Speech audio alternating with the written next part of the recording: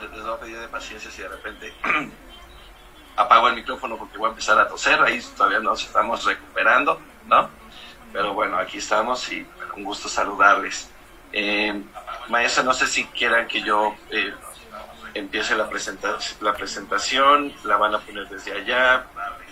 Bueno, de hecho empezaríamos, hoy vamos a ver dos temas, uno que tiene que ver con instrumentos internacionales de mujeres, ¿no? que se refieren al tema de trata, y el tema de argumentación con perspectiva del género y de enfoque de derechos humanos.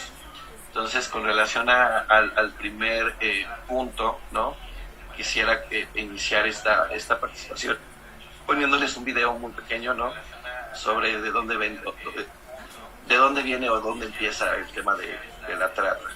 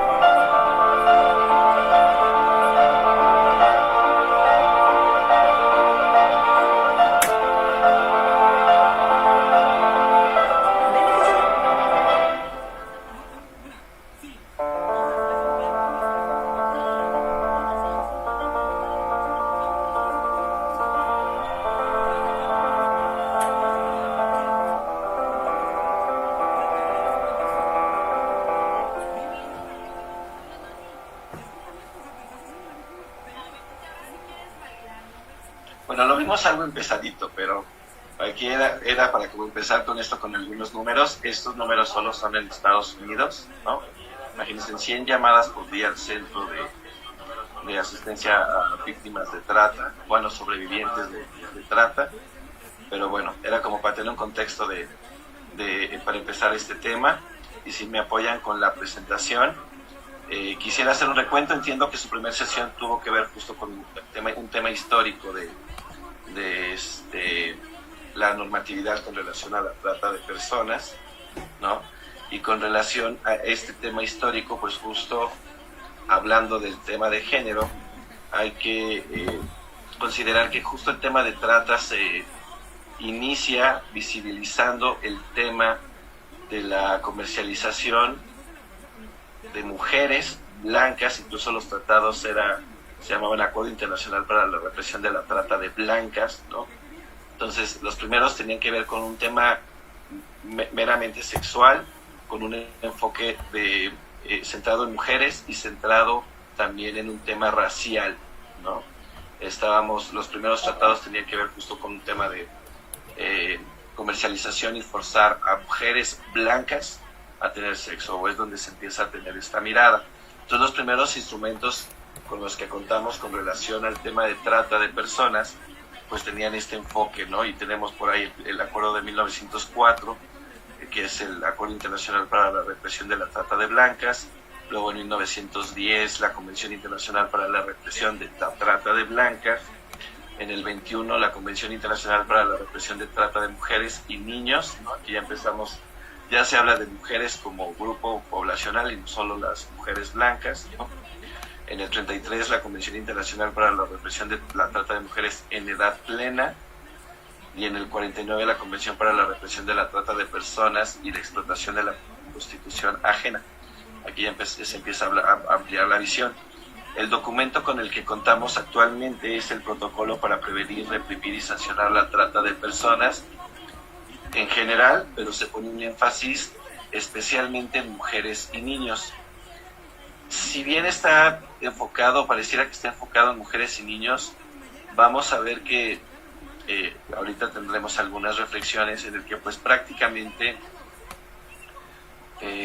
con todo y que tiene este título enfocado en mujeres y niños, pues solo es en el título, ¿no? O sea, sí hay un tema de visibilizar o proteger más a mujeres y niños, pero propiamente el protocolo no tiene indicadores o algunas instrucciones, lineamientos o artículos, reglas, operaciones, o lo que consideren, ¿no? Con relación a perspectiva de género propiamente, ¿no? Si quieres la que sigue, eso es lo que le contaba en los antecedentes, y esto es bueno. ¿De dónde surge este protocolo, que es el que rige actualmente a nivel internacional? Tenemos un organismo, bueno, más bien una agencia de Naciones Unidas llamada la UNODC, que es la Agencia contra el Delito y el Crimen Organizado, ¿no? Entonces, tenemos un primer convenio, que es la Convención de las Naciones Unidas contra la Delincuencia Organizada Transnacional. De este convenio, que tiene el objetivo de promover la cooperación para prevenir y combatir eficazmente la delincuencia organizada, es del que derivan varios instrumentos, porque este convenio busca la persecución, ¿no?, de varios delitos. Entre ellos, ¿no?, está el tema de la trata de personas. Los delitos que contempla esta convención es la participación, ¿no?, de delitos de un grupo delictivo organizado, el tema de blanqueo de producto del delito, ¿no?, el tema económico, temas de obstrucción de la justicia, temas de corrupción y otros delitos graves punibles con una privación de libertad de al menos 4 años, que es en donde entra este tema de tráfico de personas. Los derivados de esta Convención de Naciones Unidas contra la Delincuencia Organizada Transnacional es de la que deriva el protocolo para prevenir, reprimir y sancionar la trata de personas, especialmente las mujeres y niños. Y bueno, si quieren la que sigue, con relación a este protocolo, el primer punto es cómo definen a la trata de personas. Este protocolo en su artículo 3 define a la trata de personas como la captación, el transporte, el traslado, la acogida o la recepción de personas, recurriendo a la amenaza o al uso de la fuerza u otras formas de coacción, al rapto, al fraude, al engaño, al abuso de poder o de una situación de vulnerabilidad, o a la concesión o recepción de pagos o beneficios para obtener el consentimiento de una persona que tenga la autoridad sobre otra con fines de explotación. Esa explotación incluirá como mínimo la explotación de la prostitución ajena u otras formas de explotación sexual, los trabajos de servicios forzados, la esclavitud o las prácticas análogas a la esclavitud, la servidumbre o la extracción de órganos. Con relación a este artículo, para ver el tema que a lo mejor pudiera ser relevante en términos de las acciones del personal jurisdiccional, podemos dividirlo para su análisis como en 3 rubros. Perdón, si nos vamos a la que sigue.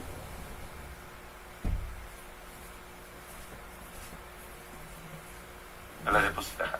Ahí, bueno, ahí tienen la definición, igual y si quieren después les comparten la presentación. Ahí tenemos la definición, y para su análisis podemos dividir o hacer 3 rubros respecto a esta definición.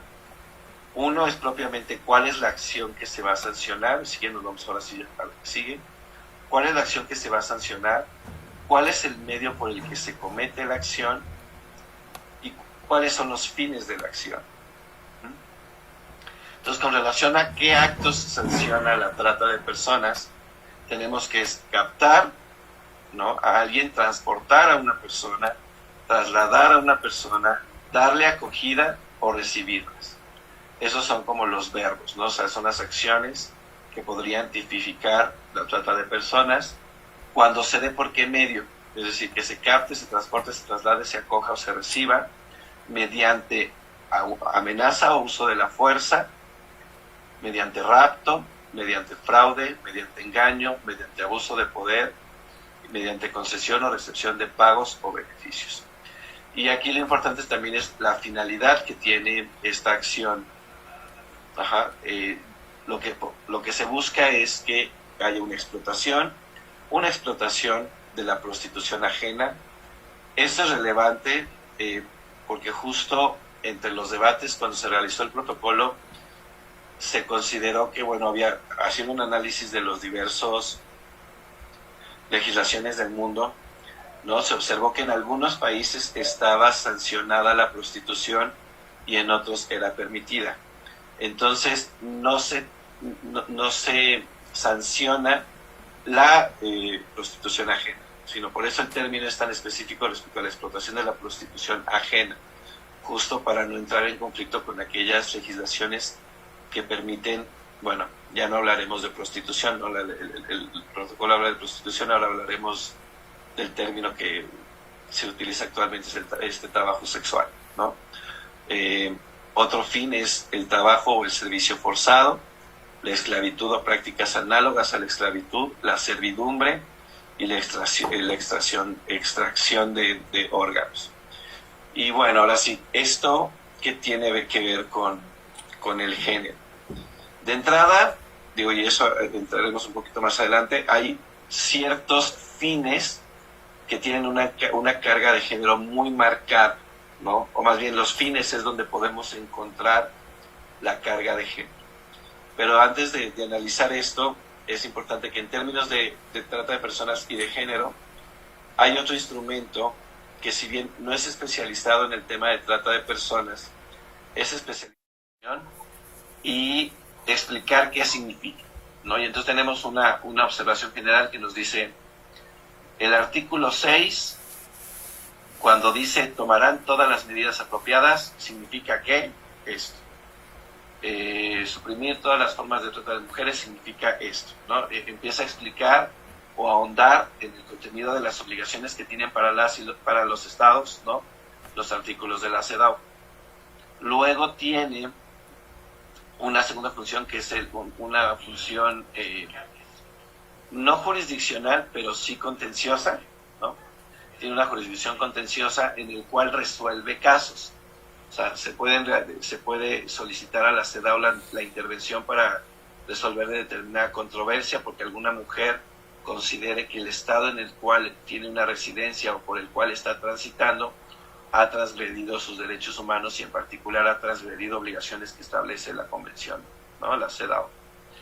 Y entonces emite ahí resoluciones, las cuales pues las resoluciones son orientadoras de la labor que tienen que realizar los estados parte en el cumplimiento de su obligación CEDAW. Y una tercera función que tiene que ver con hacer observaciones particulares a cada uno de los estados. Los estados tienen la obligación de rendir informes periódicos a CEDAW sobre el avance en el cumplimiento de sus obligaciones conforme a la convención, y el comité emite resoluciones o emite informes, se llaman observaciones finales. Las primeras, las que son que no son por país, son observaciones generales. Las que son por país se llaman observaciones finales, en las cuales dan orientaciones muy particulares a cada estado respecto de lo que se espera que avancen en el cumplimiento de sus obligaciones. Y en el caso particular de México, ha señalado, por ejemplo, hay una preocupación por parte del comité sobre la conexión entre desapariciones de mujeres. Es un instrumento que el centro es, pues, erradicar, ¿no? Prevenir, erradicar y sancionar la violencia contra la mujer o la violencia de género. Y entonces aquí hay que hablar, pues bueno, ¿qué es la violencia basada en género? Y la violencia basada en género es cualquier acto, ¿no?, que se comete en contra de la voluntad de una persona y que se basa en normas de género. Es decir, yo violento a alguien por su sexo, violento a un hombre por ser hombre, violento a una mujer por ser mujer, ¿no?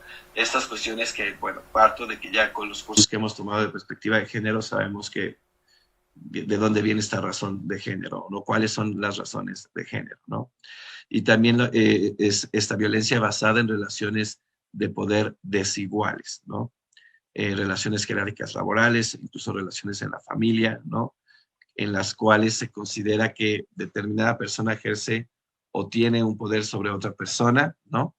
Y en este ejercicio desigual del poder hay una diferencia con relación al género. La violencia abarca todos los tipos de violencia que conocemos por la Ley General de Acceso, ¿no? Violencia física, psicológica, económica, patrimonial, violencia feminicida, violencia sexual, informática, mediática, electoral, política, en fin. Ajá. Eso es la violencia basada en género. Y con relación al tema de trata de personas, los números nos indican, ¿no?, que las mujeres y las niñas se ven afectadas de manera desproporcionada con relación a la trata de personas, pero eso no quiere decir que los hombres, los niños y las personas LGBT no sean víctimas. Cualquier persona puede ser víctima de tratas, pero sí hay una desproporción en términos generales respecto a mujeres y niñas víctimas sobrevivientes, ¿no?, de víctima de tratas. Y dentro de los fines de la trata de personas, una también que tiene más preponderancia es el tema de la violencia sexual. Aquí, por ejemplo, la Organización de las Naciones Unidas contra la Delincuencia ha sido muy cautelosa en el sentido de decir, bueno, si pareciera o el primer indicador es que hay un mayor número de víctimas o un mayor número de procedimientos de investigación o de sanción de trata de personas en donde el tema sexual es el que aparece, pero también reconoce que es donde más esfuerzos hay por parte de los estados. Entonces, si un estado se esfuerza en perseguir los fines de trata, los fines de explotación sexual para el tema de trata, pues obviamente es del que va a tener más datos. Entonces, por ahí hay un tema en el que pudiera haber un sesgo de la información respecto a los otros fines que persigue la trata de personas. La que sigue, por favor. Estos son datos, ¿no?, justo donde nos podemos evidenciar esta carga de género que hay en el tema de la trata de personas. Entonces, los datos más actualizados que encontré a nivel internacional con relación a Naciones Unidas son de 2016, ¿no? Pero nos hablan de que la mayoría de personas detectadas en todo el mundo son mujeres, son 49% mujeres adultas, un 23% mujeres, niñas o adolescentes, que nos dan casi 3 de cada 4 personas víctimas de trata son mujeres, ¿no?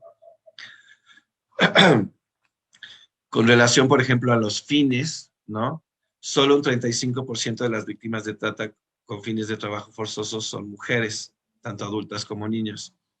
Aquí el porcentaje cambia en donde hay una mayor proporción de trabajo forzoso en el caso de hombres y niños.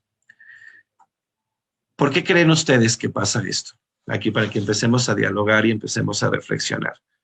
¿Por qué en temas, en términos generales hay un mayor número de mujeres? En términos de fines sexuales hay un mayor número de mujeres, pero en temas de trabajo forzado hay un mayor número de hombres. ¿Quién quisiera comentar alguna reflexión, alguna?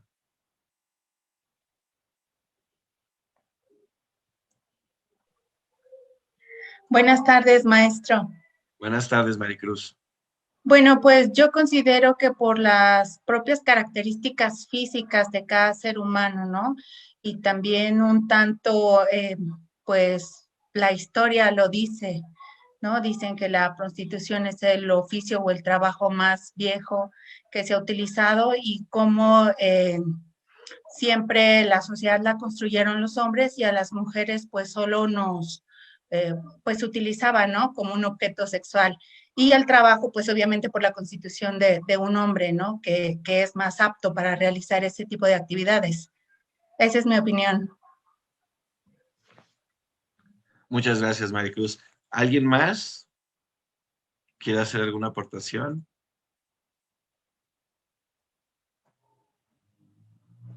¿No? Ok. Sí, efectivamente, o sea, cuando nosotros vemos en cualquier delito, ¿no? O sea, en cualquier delito vemos que la forma en que se opera o en la forma en que se llegan a materializar tienen cargas de género. por ejemplo, en delincuencia organizada en general, temas de secuestro, temas de redes de narcotráfico y delitos complejos, como también es el tema de la trata de personas, han visto que hay mujeres involucradas, ¿no? No sé, han visto que hay mujeres que están involucradas en la realización de estos delitos. Sobre todo en secuestro, ¿qué perfil piensan ustedes que tienen las mujeres que participan en delincuencia organizada?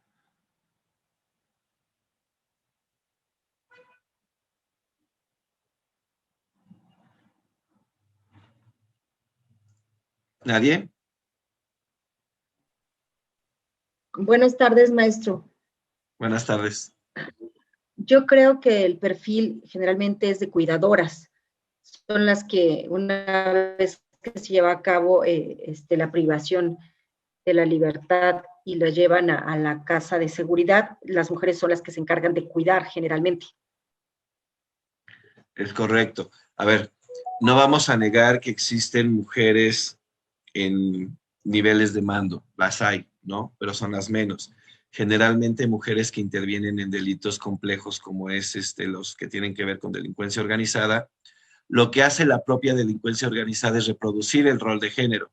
Y entonces cuando tengo una mujer dentro de la delincuencia, o la pongo a cuidar, o la pongo a alimentar, o la pongo de enfermera, o la pongo, en fin, con roles tradicionalmente asignados al rol femenino.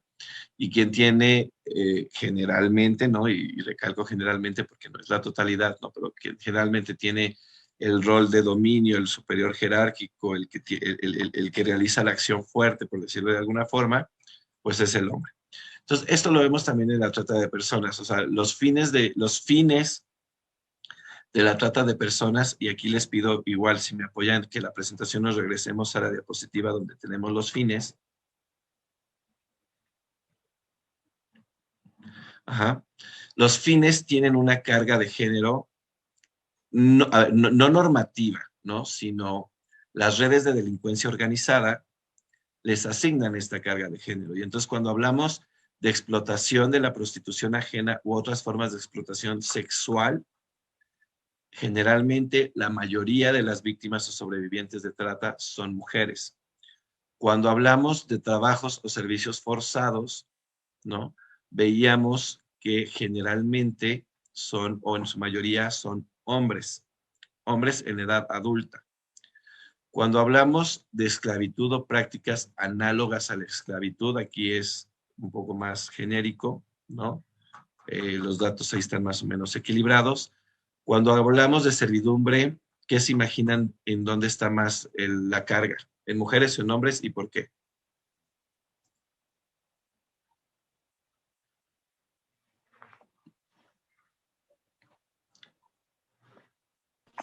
Buenas tardes. Buenas tardes. Por lo que ya hemos comentado, podríamos decir que vuelve a caer en el rol de la mujer, por los estereotipos que tiene la sociedad de bueno, de la carga de trabajo que debería de tener. Entonces, quien cuida, quien puede limpiar, quien puede hacer todo ese tipo de funciones, pues son las mujeres. Es correcto, o sea, sí, aquí el tema de trata de personas lo vemos como esta visión de pues el tráfico de trabajadoras domésticas, por ejemplo, ¿no? Que ha sido un rol tradicionalmente asignado a mujeres. Y en el tema de extracción de órganos, pues también es indiscriminado, aunque sí también aquí, por ejemplo, ha incrementado el tema de número de niñas y niños y adolescentes, sobre todo para el tema de tráfico, de extracción de órganos. Ahora sí, si regresábamos a donde estábamos, por favor.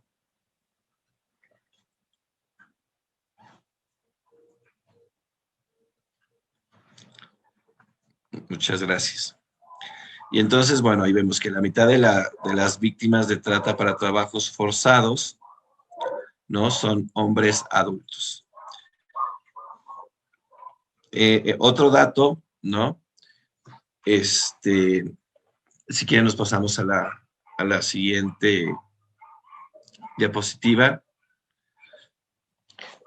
aquí es relevante porque hay varios delitos que pudieran parecer similares, ¿no? Tenemos el tráfico de personas migrantes, tenemos la trata de personas, tenemos propiamente la explotación sexual o por ejemplo, en México está tipificado el delito como lenocinio, ¿no? Y hay algunas notas como para diferenciar el tráfico de personas migrantes respecto a la trata de personas, donde inicialmente para el tráfico de personas migrantes, un requisito del tipo penal es que tiene que tener una nacionalidad distinta a la del país en el que se detecta el delito, ¿no?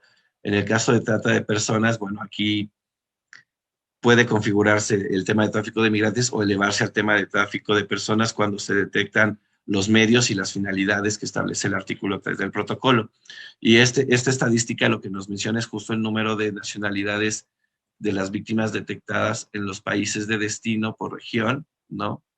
En donde en Europa Occidental y Meridional, por ejemplo, se detectaron víctimas de 124 nacionalidades diferentes. En la región de América del Norte se dio un incremento de 93 a 96 ciudadanías detectadas, y en países de otras regiones también son destinos para algunos flujos de trata de personas de orígenes lejanos. Nos vamos a la que sigue. Esta gráfica lo que nos muestra es patrones contrarios a lo que nos da el panorama mundial. Tenemos una estadística mundial donde dice que la mayoría de las mujeres son mujeres adultas, ¿no? Si regresamos, si recordamos, no regresemos, pero si recordamos la diapositiva 2 anteriores, un 49% de mujeres adultas y un 23% de niñas son las que son víctimas de trata por explotación sexual. En términos generales hay más mujeres, pero hay más mujeres adultas. Pero, por ejemplo, en África Occidental, la mayoría de las víctimas detectadas son personas menores de edad, tanto niños como niñas, ¿no? Ahí hay un cambio en la estadística con relación a la estadística global. En Asia Meridional, las víctimas que son detectadas, en su mayoría, más bien, en proporciones similares, son hombres adultos, mujeres, niñas y niños. Y en Asia Central se detecta una mayor proporción de hombres adultos en comparación con otras regiones, mientras que en América Central y el Caribe se registran más niñas. Esta, por ejemplo, de Asia Central, con relación a una mayor proporción de hombres, es una de las que más contradice la estadística general, en el cual pues tenemos que es un 73% de mujeres, ¿no? En el tema de trata, y aquí tenemos que la mayoría es el hombre adulto. Perdón, denme un segundo.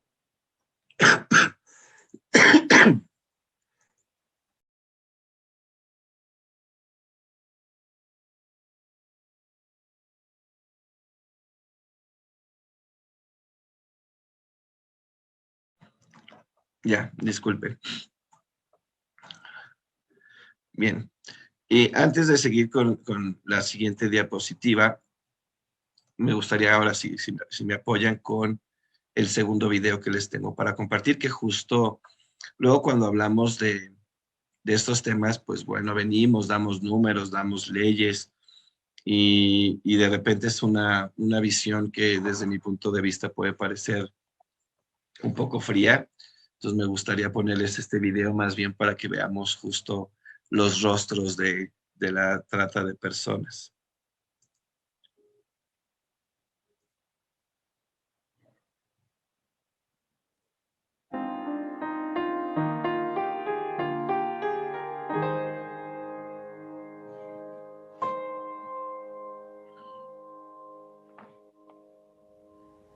Having a long-term support system of people who have been there now for years has been why I've been able to do as well as I've done. It's that long-term that's important. Services are so necessary, especially when you're trying to come out of that situation because you don't have anything. Those services, in my case, helped me a lot. Art therapy works as a non-traditional therapy that helps Native Americans through culturally connecting to your traditional ways. And the biggest piece that's helped me was my spiritual piece. I had to have my spirit back. The biggest part of that was getting to know who I was. I went to becoming an organizer and fighting for people's rights. Now I manage grants. I go out in capacity building to communities of color and immigrant refugee communities. My children are grown. I have 9 grandchildren. I have 7 grandsons and 2 granddaughters. My life is incredible, and I feel good about myself. I know who I am. The biggest need that I went through was therapy and acceptance. Acceptance that the abuse that I went through, I didn't deserve. That I didn't bring that on myself. Relocated out to Los Angeles for graduate school in psychology. I wanted to work with not just the victim, but the whole victim support network, family members, friends, whoever is in their support network. Being a male survivor, that's what's needed, support. Being able to understand that it happens to everybody, you know, not just the male or the female, but to everybody. If others can see that there are male survivors and that it's okay to tell, then maybe we can get additional help out and get the word out that we're here to help. Y como humanos, como personas, también debemos darnos un valor moral, ¿no? Que sí somos importantes, tanto como ellos y como nosotros. Que estén con documentos o sin documentos, aquí en los Estados Unidos tenemos todos los derechos y hay una institución que sí nos apoya, sí nos ayudan y que no se queden callados de los malos tratos y de ciertas violencias. Traten de comunicarse, porque si uno no se comunica, nadie sabe nada. I was a victim of human trafficking. I'm happy that I got good guidance that work in a bank. I'm currently the operations supervisor, branch manager. I created a very simple program. It's all about banking. I was able to help these people that didn't know the basic of a banking.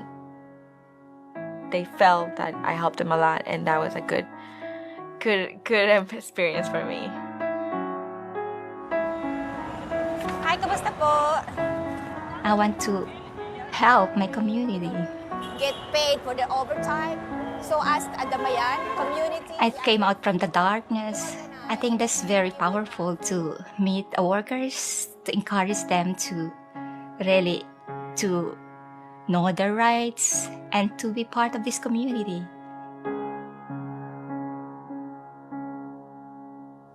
I never thought that what I went through would be useful. The courts have found when they have taken any... Now I'm in my last year of law school and enjoying being a mom and helping train law enforcement and using negative experiences that I've been through to put it to something useful.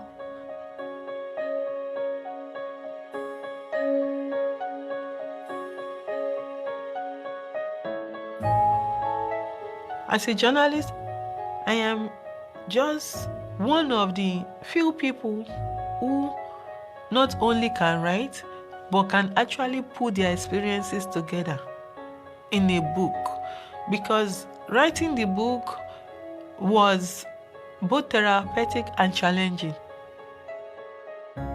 I'm glad to have a second chance, and that is why I have dedicated my life to this effort to help other victims. If you have not walked in their shoes, you have no idea what they're going through.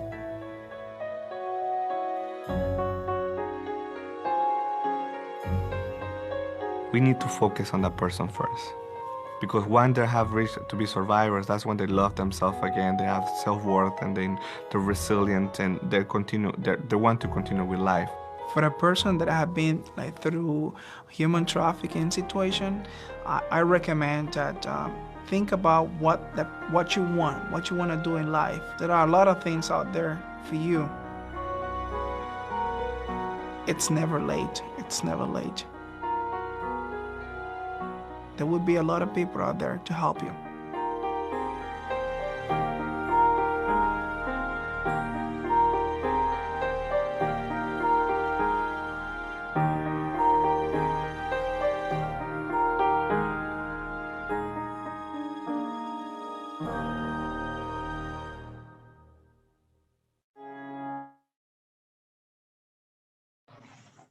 Gracias.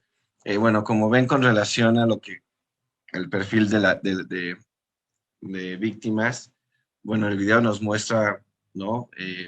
Hombres, mujeres de diversas razas, ¿no? De diversas imagen, con diversa fisonomía, ¿no?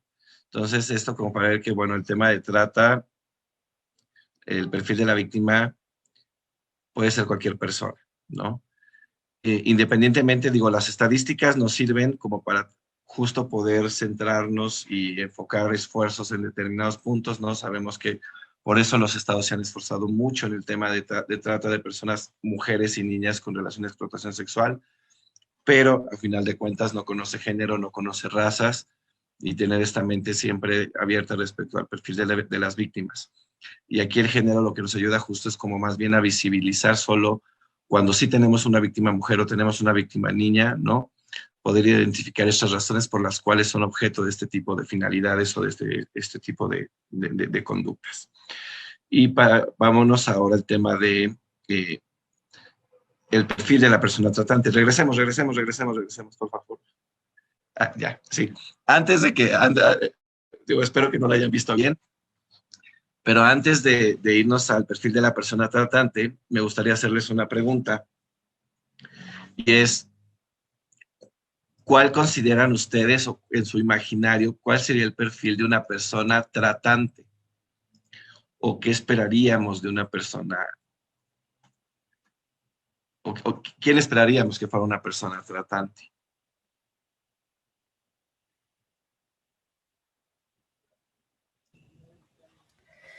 Buenas tardes. Un tratante puede ser una persona bien vestida, educada, que aparente una posición económica. Ok. No alcancé a ver quién fue, pero muchas gracias. ¿Alguien más? Soy la licenciada Fabiola Rosete. Gracias, licenciada Fabiola. ¿Qué más podríamos tener en este imaginario respecto a las personas tratantes?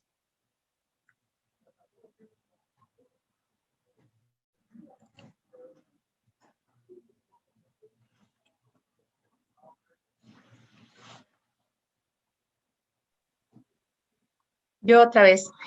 A ver, adelante.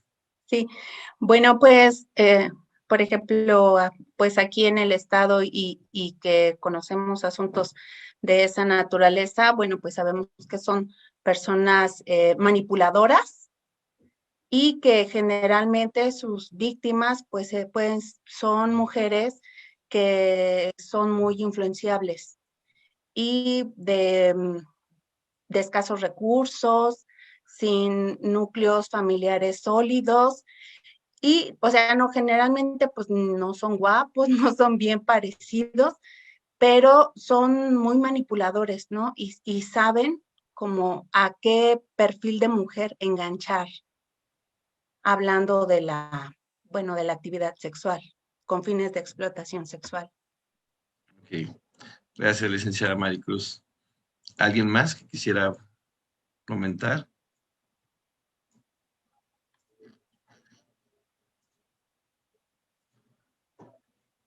¿No? Cuando nos imaginamos una persona tratante, de inicio nos imaginamos a una mujer o a un hombre. A un hombre.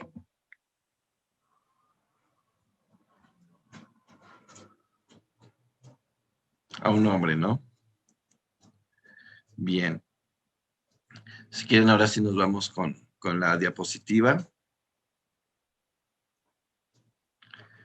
¿no? Aquí tenemos, bueno, son las mujeres también tratantes. Este dato es con relación a la información que se tiene de procedimientos jurisdiccionales, ¿no? Abiertos o con condena, en donde tenemos que hay un 63% de hombres condenados por tema de trata y un 37% de mujeres.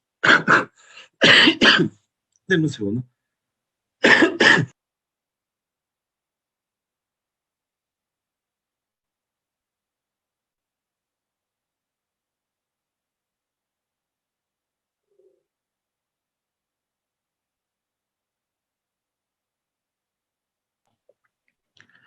Perdón. Donde tenemos también un porcentaje, o sea, si ven es alto, es prácticamente 1 de cada 3 personas condenadas por el delito de trata de personas es una mujer. Y aquí justo también es donde entra el tema de la perspectiva de género. En el análisis, por ejemplo, de casos, uno de los puntos relevantes que ha considerado el Fondo de Naciones Unidas contra la Delincuencia, ¿no?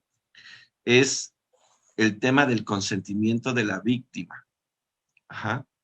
En donde el Fondo de Naciones Unidas contra la Delincuencia considera que el análisis del consentimiento de la víctima debe de ser una cuestión de política pública, en el cual no es reconocido como una defensa en muchos delitos.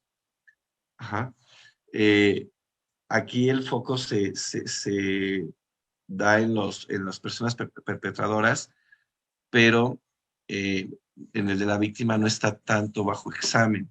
Y es importante y es relevante porque para que una mujer se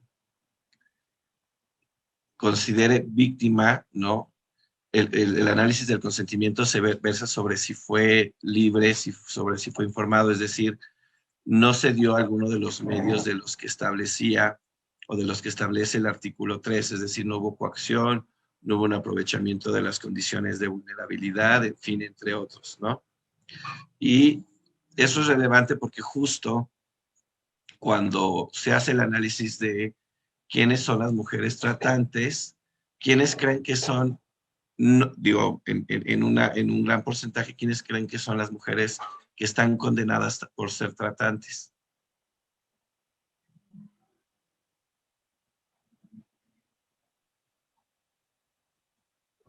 Pues generalmente las cuidadoras, que es cuando logran detener a alguien en flagrancia, pues son las que van a estar en los lugares donde las tienen aseguradas. Uh-huh. Sí, en muchos casos son personas que iniciaron siendo tratadas. Ah, bueno, también. O sea, son personas que, si recordamos, las acciones son captadas, ¿no? Son captadas, son acogidas, son recibidas por tratantes y que en algún punto del proceso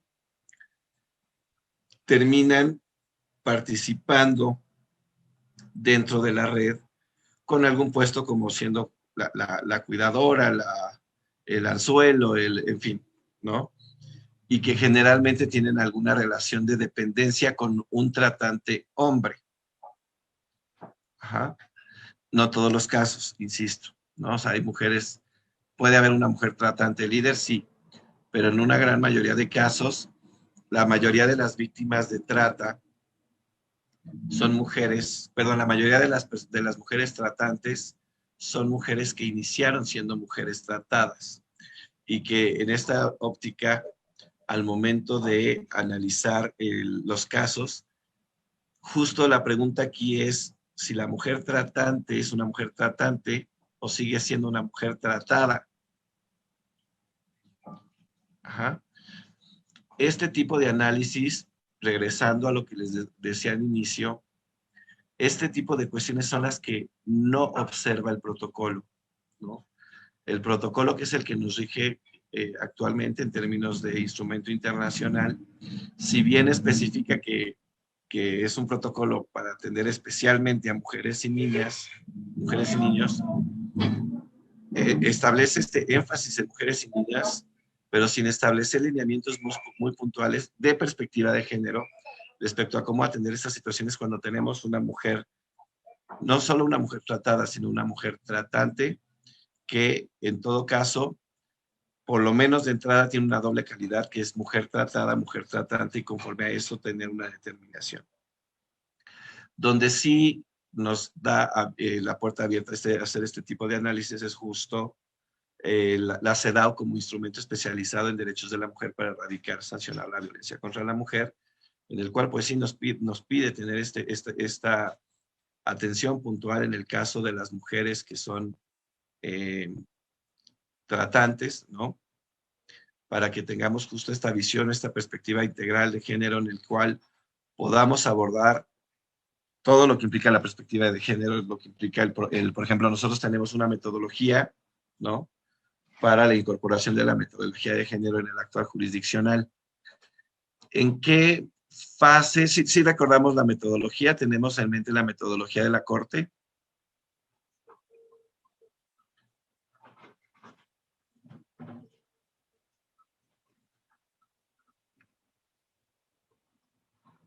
No, todavía no.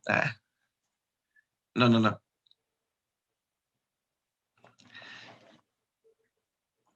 Tenemos en mente no la metodología de la Corte para juzgar con perspectiva de género. Ok, bueno. Uno de los lineamientos para juzgar con perspectiva de género justo implica que analicemos las relaciones asimétricas de poder, que analicemos las categorías sospechosas, ¿no? Y que analicemos el contexto particular y general de las mujeres. Ajá. Entonces, en este sentido, por ejemplo, si tenemos un caso de una mujer tratante, habría que hacernos las preguntas, ¿no? Si está en una relación asimétrica de poder, de entrada es una categoría sospechosa por ser mujer, ver si se cruza con alguna otra categoría que tuviera que ver con situación de migración, que tuviera que ver con edad, que tuviera que ver con condición social, ¿no? Y conforme a esto hacer un análisis puntual del perfil de la mujer tratante para justo poder identificar si estamos no frente a una mujer tratante, sino frente a una mujer víctima de trata y poder dar una resolución equitativa justo a la luz de la perspectiva de género. Y bueno, con este punto quería justo concluir este tema para dar puerta abierta al siguiente, que tiene que ver ya con la argumentación con perspectiva de derechos humanos, ¿no? No sin antes, a lo mejor hacer una pausa para ver si hay alguna pregunta por parte de las personas asistentes.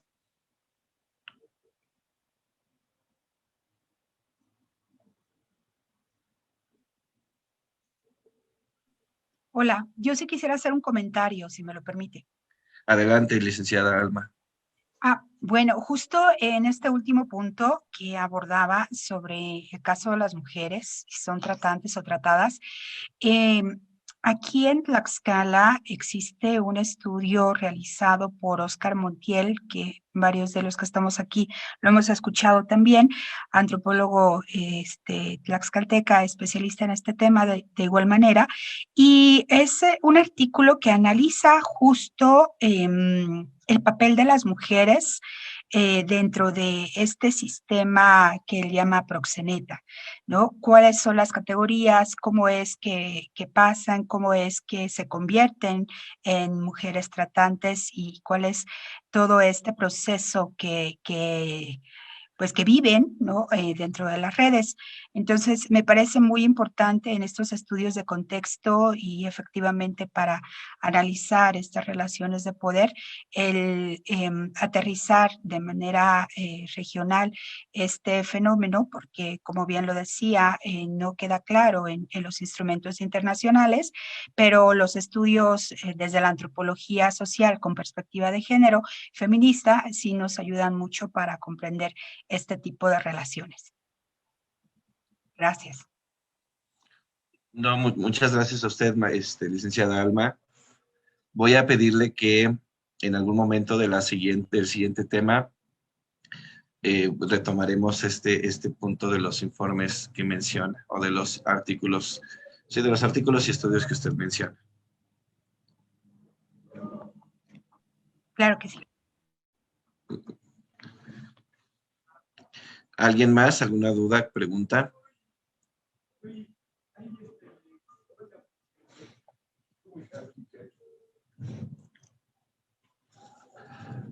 Bueno, si no hay alguna pregunta, comentario, en un segundo.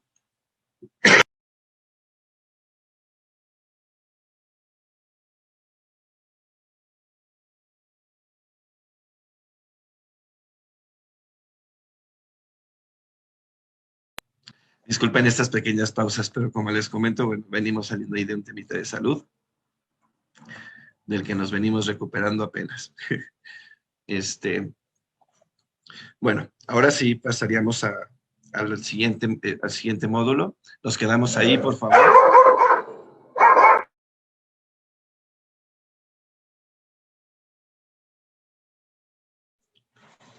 Nos quedamos ahí en este punto y me gustaría de nueva cuenta regresarles y hacerles una pregunta. Cuando estudiamos Derecho en la facultad, bueno, al menos yo, no voy a generalizar, a nosotros nos daban un modelo de cómo argumentar. A ver, antes de decirles cuál me decían a mí, ¿alguien me puede decir cómo les dijeron que teníamos que hacer un argumento o cómo construir un argumento?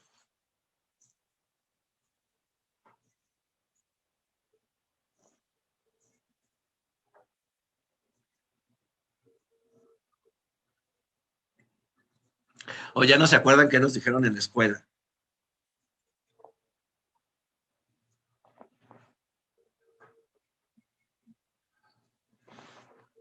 ¿No? Bueno, ¿se acuerdan que nos decían de este silogismo aristotélico?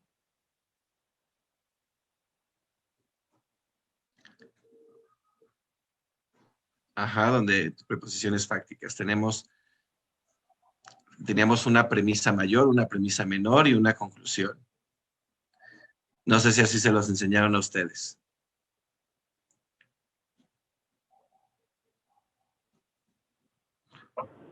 Buenas tardes. Buenas tardes, ponentes. Yalina. Sí, pues ya recuerdo que más nos los enseñaban en penal, ¿no? Que era lo de las premisas y los silogismos de atenencia, pero pues vagamente, la verdad. ¿Sí? ¿Se acuerdan más o menos cuál era la premisa mayor?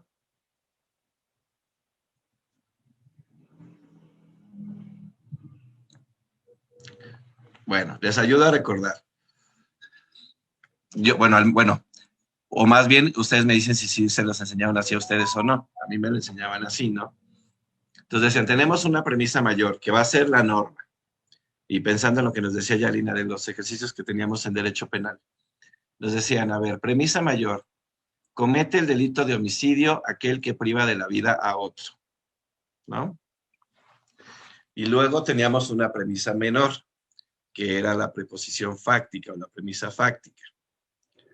Juan mató a María. Y entonces la conclusión, ¿cuál era? Juan cometió homicidio, porque Juan privó de la vida a María, ¿no? Y entonces, exacto, por ahí nos decía, entonces ve, así es. Ahora, cuando vemos, por ejemplo, justo la metodología de la Corte para juzgar con perspectiva de género, donde nos habla de considerar características identitarias, condiciones particulares, generales, de contexto, relaciones asimétricas de poder, categorías sospechosas. ¿Ustedes consideran que el modelo del silogismo aristotélico nos funciona para dar una argumentación con derechos humanos y con perspectiva de género? No. Así es, no nos da, ¿no? Dentro de las recientes teorías de argumentación jurídica, pues bueno, tenemos varios modelos. Por ahí está el de Atienza, ¿no? Tenemos por ahí un modelo que nos da Alexi, pero hay uno de un pensador inglés que después se convirtió en americano, ¿no? Que justo todo su trabajo se fue enfocado en las formas en que se argumenta y en los métodos en que se argumenta, que es Stephen Tolmin. Si quieren, ahora sí nos vamos a la siguiente diapositiva, ¿no? El modelo de Tolmin nos da cierta flexibilidad, o sea, más adelante veremos que incluye o incorpora. Deme un segundo.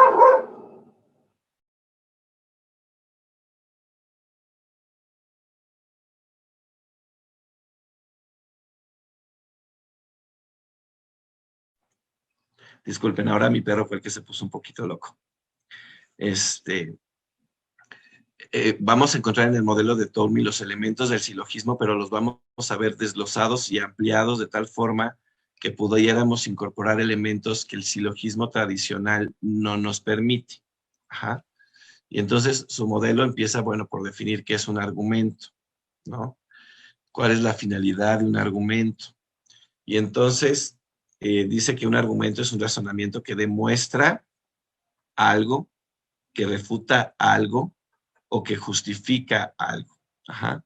Y la finalidad es persuadir, convencer, ¿no?, al interlocutor sobre lo que afirmamos. Denme un segundo.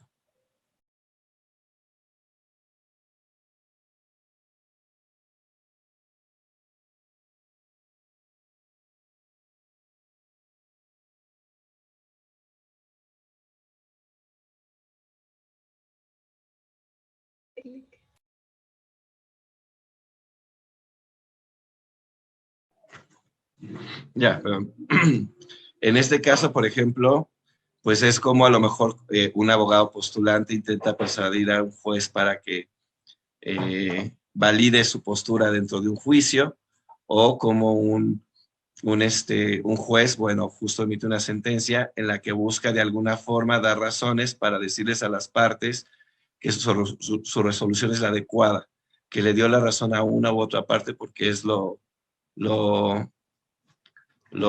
correcto en términos legales, en términos de derechos humanos en general, ¿no? Ahora, para que podamos tener perdonen, es que me mareé un poco, denme un segundo.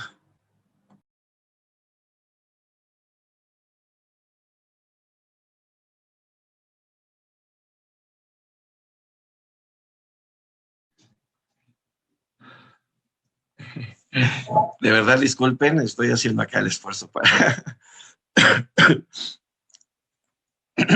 Ok.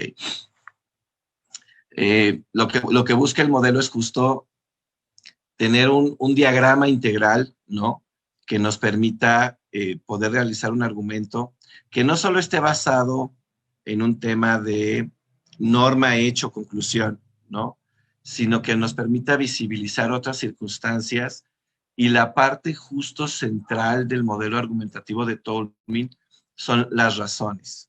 Ajá, es decir, la explicación de por qué decido de una u otra forma. Es decir, no, y el por qué, no solo el porque la norma me lo dice o porque el hecho dice tal cosa. Ajá. Nosotros lo entenderíamos en nuestra normatividad. Tenemos por ahí el artículo 14-16, que nos habla de la debida fundamentación y motivación, ¿no? Nosotros en términos legales lo entenderíamos como la motivación. Y lo que nos va a ayudar el modelo argumentativo de Tolmin es tener una motivación gruesa, ¿no?, que no tenga contradicciones, que sea coherente y que sea sólida. Ajá.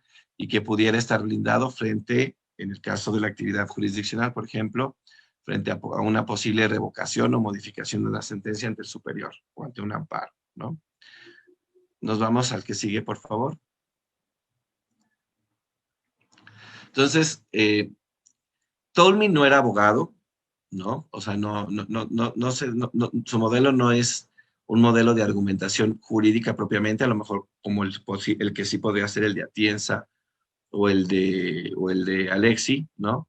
Pero creo que por eso también es desde mi punto de vista, y es por eso el que les propongo aquí, es el más útil, porque justo tiene esta flexibilidad para abarcarse a diversas disciplinas o espacios de disertación y de debate. Ajá. Él considera el argumento como una estructura compleja de datos. Son varios datos los que se insertan en un argumento y no solamente la norma y el hecho. Ajá. Y por eso ha sido utilizado en el ámbito jurídico. Ajá. Y bueno, puede ser utilizado en otro tipo de disciplinas en su argumentación.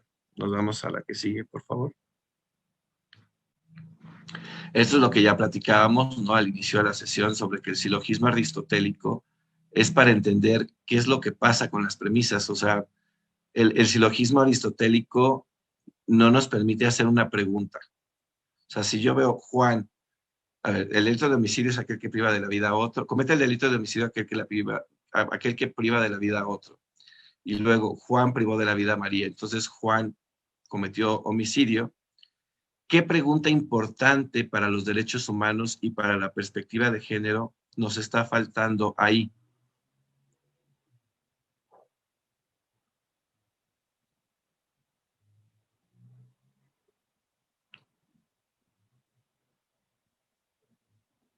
¿No?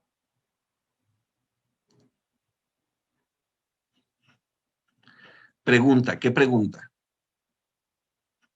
Como pregunta, ¿qué nos falta ahí en esa fórmula?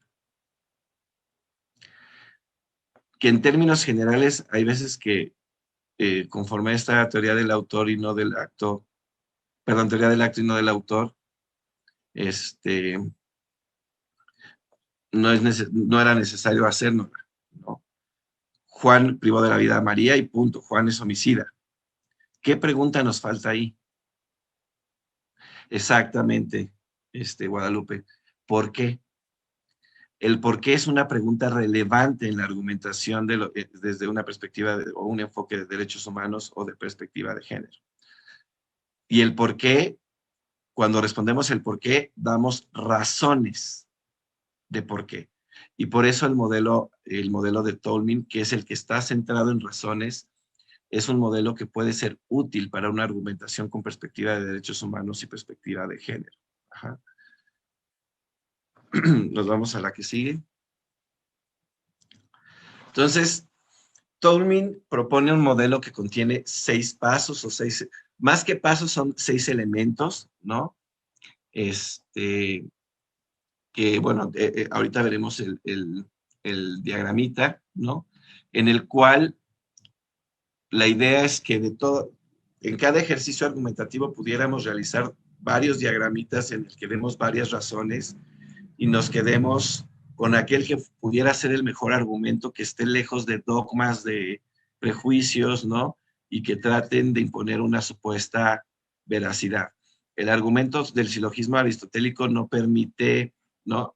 Como está basado en una lógica jurídica, el argumento es verdad o es falaz, no permite medios puntos. Ajá. El modelo argumentativo de Tolmin no nos habla de verdades absolutas, ¿no? O mentiras absolutas. Ajá.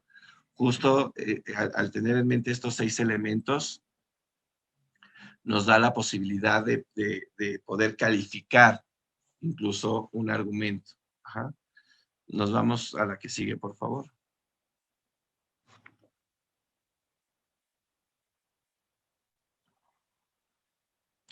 Y entonces los pasos que tiene el modelo argumentativo, que decíamos que son 6, son estos. Tenemos la aserción o pretensión. Si quisiéramos hacer una analogía con el silogismo aristotélico, esta aserción o pretensión sería lo más cercano, sería la conclusión. Ajá. Es lo que yo propongo, que quiero que sea aceptado, lo que voy a intentar justificar con mis razones. Es la sentencia, o sea, es decir, ya ver, yo considero que Juan sí es responsable del delito de homicidio o feminicidio, ¿no? En contra de María. Ajá. Y entonces, esa es mi pretensión. Convencerles a ustedes o convencerles a los abogados, ¿no?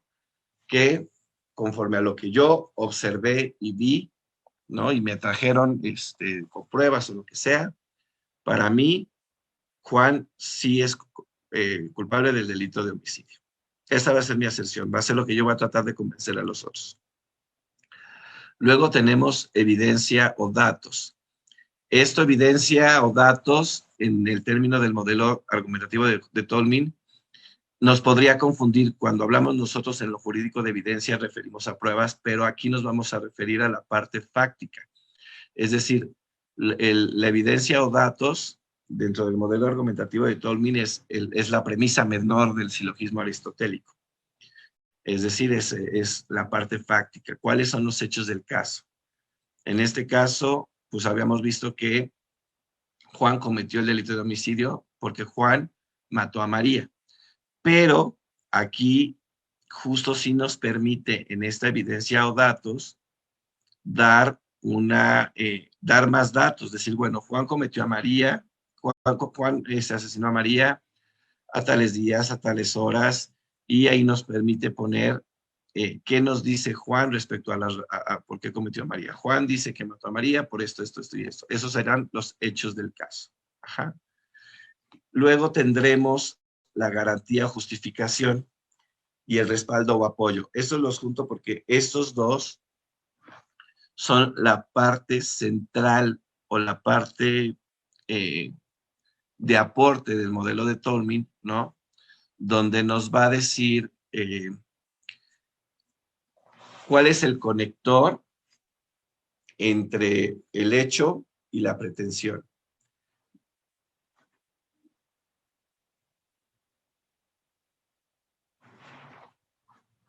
Nos vamos...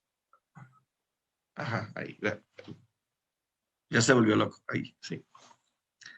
Es el paso lógico entre la pretensión y los hechos. Es el que propiamente da la explicación de por qué yo llego a la afirmación de que Juan cometió homicidio basado en los hechos que me fueron narrados. Pero aquí la parte importante que también une es el respaldo o apoyo. Ajá. El respaldo o apoyo es donde propiamente dentro del modelo argumentativo de Tolmin vamos a tener las evidencias propiamente, o sea, las pruebas, vamos a tener las normas, ¿no? Las normas es un respaldo a mi argumento, a mi razón, ¿no? Y aquí, por ejemplo, en términos de pruebas, y recupero lo que nos decía la licenciada Alma Karina, ¿no? Por ejemplo, en el informe o los artículos del maestro Oscar dijo, ¿verdad, maestra Alma? Sí, Oscar Montiel. Oscar Montiel. Por ejemplo, todos esos informes, artículos en los que contextualiza el fenómeno de la trata en México o en Tlaxcala, ¿no? Es un instrumento de respaldo a mi razón. Y entonces, si se fijan, la premisa mayor que era la norma en el silogismo aristotélico, aquí es un respaldo a mi razón, es decir, solo es un elemento más para explicar el por qué decido algo, ¿no? Y entonces tenemos el respaldo, los hechos y la aserción unidos y alrededor de la garantía o justificación, ajá, que es propiamente la motivación, el por qué digo algo. Ajá.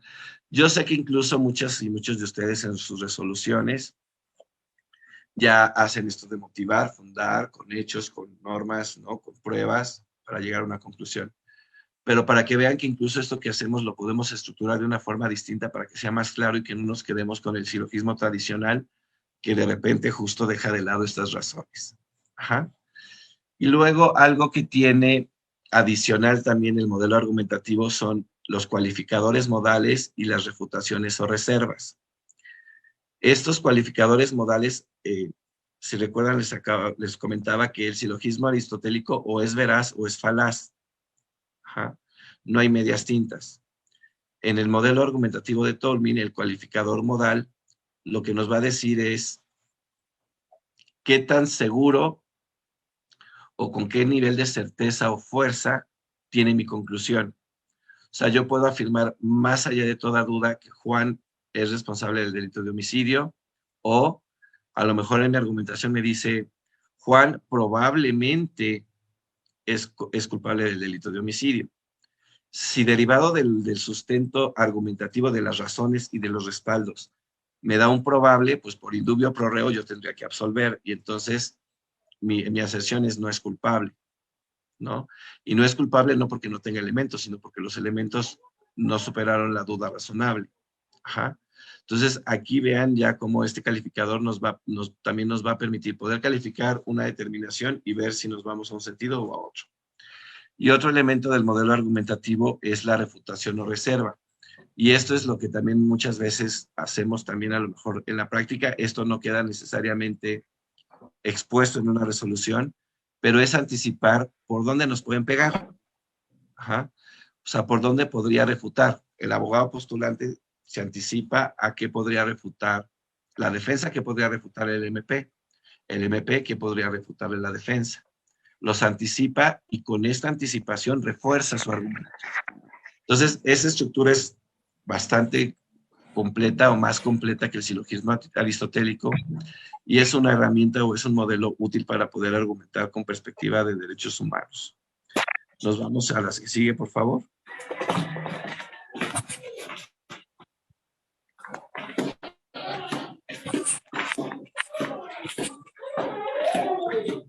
Por ahí hay alguien con su micrófono encendido.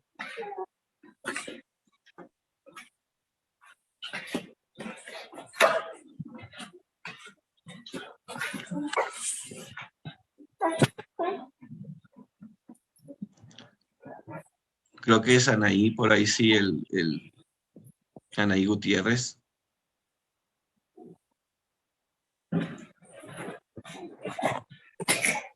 Compañera, ¿sí puede? Ya. Ok. Todo esto resumido en esta frase, ¿no? A partir de los datos se formula una aserción, una garantía conecta la evidencia con la aserción y ofrece un cimiento teórico, práctico o experimental, que es el respaldo. El cualificador modal indica el modo en que se interpreta la aserción como contingente o probable y finalmente se consideran sus posibles reservas o objeciones. En la que sigue, por favor, que es donde ya lo podemos ver de forma gráfica. Aquí, por ejemplo, ¿no? Tenemos la pretensión, que es la conclusión propiamente, la afirmación, la consecuencia, que viene directamente de los hechos o premisas fácticas, ¿no? En virtud de que, o ya que tenemos garantía 1, garantía 2, que es la justificación, es decir, para una misma pretensión podemos dar diversas razones. Ajá. Y cada garantía tiene su respaldo. Por ejemplo, en el caso que decíamos de, no sé, tenemos una mujer tratante, o una mujer que está siendo procesada por ser probable responsable del delito de trata, pero resulta que derivado de las pruebas que se ofrecen, se ve que más bien no tenía una voluntad libre y consensuada, no había un consentimiento libre e informado respecto a lo que estaba haciendo, sino que más bien fue víctima de trata en un inicio y derivado de la propia dinámica de la relación, termina participando activamente, ¿no?, en la comisión del delito. Y entonces, eso lo tengo como hechos, ¿no? Entonces, en mi garantía, justo atendiendo a que yo debo de considerar, ¿no?, las mujeres, aquí mi garantía es una mujer que está siendo procesada por un delito de trata de personas, debe analizarse su caso a través de la perspectiva de género. Esa es una primera razón, ¿no? Y entonces mi respaldo es la metodología de la Corte, los instrumentos internacionales que nos hablan de perspectiva de género, ¿no? Luego otra razón es derivado de ese análisis de perspectiva de género, ¿no? Las mujeres, hay que entender que las mujeres que participan en ciertas conductas delictivas no siempre lo hacen con consentimiento libre e informado, derivado de las propias dinámicas de poder. Y entonces aquí mi garantía serán las normas que nos hablan de justo estas excluyentes, pero también aquí, por ejemplo, mi respaldo puede ser el estudio del que nos hablaba la maestra Alma, ¿no?, en donde habla de estas cuestiones de las asimetrías de poder en las redes. Ese es otro respaldo. Entonces vean cómo las pruebas propiamente, las pruebas y los... las pruebas y las normas y los informes, ¿no?, en sí en este modelo argumentativo propiamente son el respaldo de mis razones y entonces la garantía une la norma, la prueba, el informe con el hecho y con la pretensión. Y luego más en el margen del modelo argumentativo encontramos la modalidad, que es qué tan probable es mi argumento si yo decido absolverla, ¿no? ¿Qué tan probable va a ser mi argumento con base en la perspectiva de género y en los análisis de contexto, ¿no? ¿Qué tan probable sea que esto supere una apelación o qué tan probable es que no la supere? Ajá. Y esto, considerar las posibles refutaciones que me podría hacer el MP, o si mi pretensión es que sí es culpable, analizar las posibles pretensiones de la defensa y ver qué tan probable es que mi resolución de que sí es culpable, ¿no?, supere una apelación. Nos vamos a la que sigue, por favor. Entonces aquí, por ejemplo, tenemos bueno, ahora sí que valga la redundancia, tenemos un ejemplo de cómo se estructuraría un argumento desde la teoría o del modelo argumentativo de Tolmin, en el que tenemos el ejemplo de una mujer violada por un militar en activo. La aserción o la pretensión es que un juez federal es competente para conocer del caso. El hecho es que Karina fue violada sexualmente por un militar en la Ciudad de México cuando se encontraba en el ejercicio de sus funciones. Esto porque tradicionalmente o anteriormente los militares que cometían este tipo de conductas por ser militares en activos, pues se quería jalar al fuero militar, ¿no? Pero tenemos una primera razón. Los tribunales militares no pueden conocer de los delitos de orden común o federal si el sujeto pasivo es civil. Y aquí mi respaldo es lo que dice el artículo 57, fracción segunda del Código de Justicia Militar. Y otra razón de la misma pretensión es: no se debe de extender la competencia del fuero castrense a delitos que no tienen estricta conexión con la disciplina militar o con bienes jurídicos propios del ámbito castrense. Y esto, mi sustento de esta razón, es la sentencia del caso Rosendo Cantú y otras versus México. Alguna excepción o refutación es que no son competentes los jueces federales porque Karina también es militar, ¿no? Esa podría ser una refutación en el caso de que Karina fuera militar. Y el grado de probabilidad aquí califico. Dado el respaldo que tengo y las razones que tengo, yo puedo decir que con toda seguridad este caso debe ser juzgado por un tribunal federal y no por un tribunal castrense. Entonces, si observamos, este modelo argumentativo nos abre la posibilidad de tener justo más elementos, poderle meter las razones, poderle meter el contexto, poderle meter las categorías sospechosas, ¿no? Y todo el tema probatorio que pudiera en algún punto, ¿no?, poder llegar a una afirmación o una conclusión de respecto de que una persona es culpable o no, respecto de que debo determinar una medida o no, u otra, en fin. Y bueno, este tema se me fue más rápido de lo que pensaba. No sé si tengan ustedes alguna duda o comentario con relación a este modelo. Comentarios si lo ven útil, si no lo ven útil, si ya lo conocían, si no lo conocían, si lo han aplicado.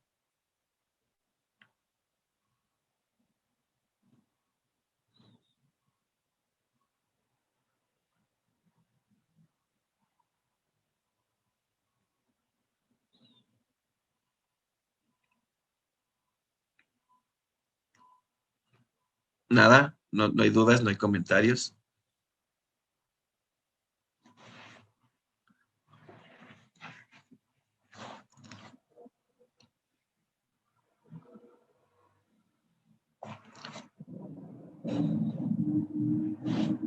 ¿No?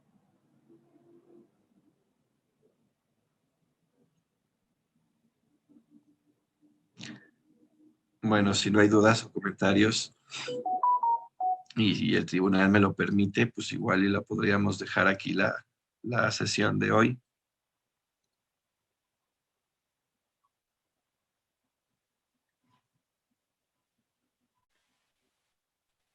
Pues muchísimas gracias, maestro, por esta gran ponencia. Sabemos que será pues muy valiosa el aprendizaje que nos acaba de compartir para todas y todos los compañeros. Y bueno, le cederé el uso de la voz a la consejera Edith Alejandra Segura Payán para que a nombre de la magistrada presidenta Anel Bañuelos Meneses nos haga honor de entregarle este merecido reconocimiento por su valioso aporte. Maestro, pues muchas gracias por sus aportaciones. Yo sé que de salud está un poco malito, pero de verdad le agradecemos mucho su participación el día de hoy y que a pesar de que está un poco convaleciente, pues nos pudo dar esta plática. Muchas gracias. Y pues bueno, a nombre del Tribunal Superior de Justicia y del Consejo de la Judicatura del Estado de Tlaxcala, otorga el presente reconocimiento al maestro Luis Alberto Muñoz López por su participación como ponente en el curso taller La trata de personas y su análisis desde la perspectiva de género, con los temas la trata de personas en instrumentos internacionales de derechos humanos de las mujeres y argumentación con perspectiva de género en derechos humanos, con una duración total de 2 horas. Tlaxcala de Chicotenca al 20 de febrero del 2024. Lo firma nuestra magistrada presidenta Anel Bañuelos Meneses. Muchas gracias, maestro, por toda su aportación y que se mejore pronto y que lo podamos tener pronto en el tribunal. Muchas gracias a ustedes. Ahí van a tener que hacer la corrección de que fue de 1:30. No, no se preocupe, maestro. Nosotros entendemos y creo que sus aportaciones fueron muy importantes para todos mis compañeros y todos los que nos están acompañando. Ahí tenemos jueces, tenemos a consejeros, también consejeras y algunos magistrados y de algunas instituciones. No, muchas gracias, maestro. No, gracias a ustedes y de verdad, bueno, espero que sí se haya cumplido un poco la expectativa. Yo sé que a lo mejor hubiera podido dar un poco más de estar en otras condiciones, ¿no? Pero, pues bueno, espero que les haya dejado algo útil. Claro que sí, maestro. Muchas gracias. Que tenga bonita tarde. Igualmente, muchas gracias. Muchísimas gracias, maestro. Muchísimas gracias, consejera. Agradecemos la presencia de todas y todos ustedes. Les deseamos que pasen una excelente tarde y nos vemos la siguiente sesión. Por su atención, muchas gracias. Hasta luego. Hasta luego. Bueno.